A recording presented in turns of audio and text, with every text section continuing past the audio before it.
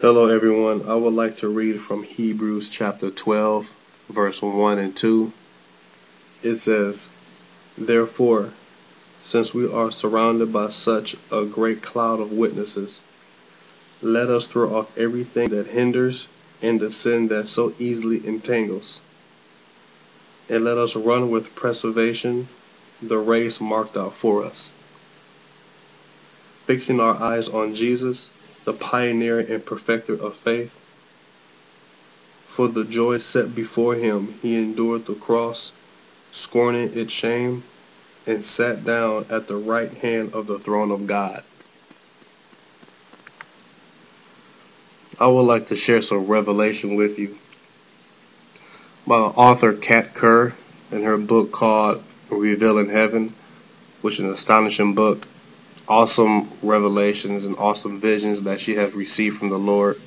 She has been taken up to heaven and actually made an account and put into her book. I would like to start off by reading chapter 5, which is just a preview, which is called The Portal. Another fantastic trip to heaven was when I was allowed to tour a wondrous place they call the Portal. This is the place where all of heaven can come to view earth. There were angels present as well as the redeemed. The immensity of the place left me speechless. I could not even see the end walls.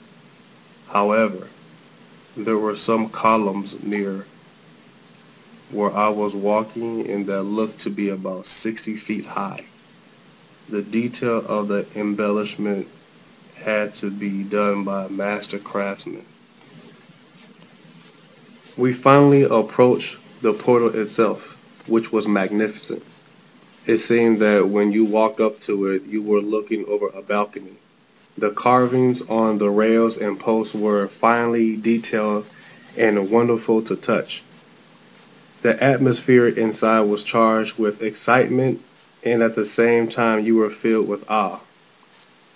The light inside the structure was somewhat subdued, so that your attention was drawn to the portal and your viewing would not interfere with. As always, the presence of God saturated everything and everyone. This was overwhelming to me. But perhaps that was because I was not a permanent resident.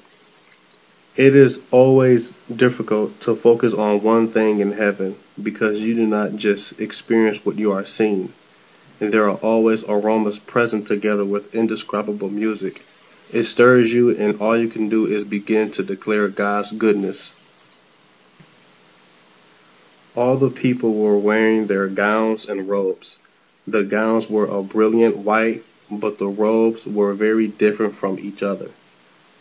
They were designed and embellished according to your level of reward and service to the Lord. And some were so glorious that they could hang in an art gallery. This is one of the places in heaven where it is requested that everyone come dressed alike. I feel that it promotes a sense of unity among all those coming to view, pray, and cheer for their loved ones on earth. It was extremely exciting to be there, and I should never forget the expressions of love, joy, surprise, and victory I saw on the faces of the people.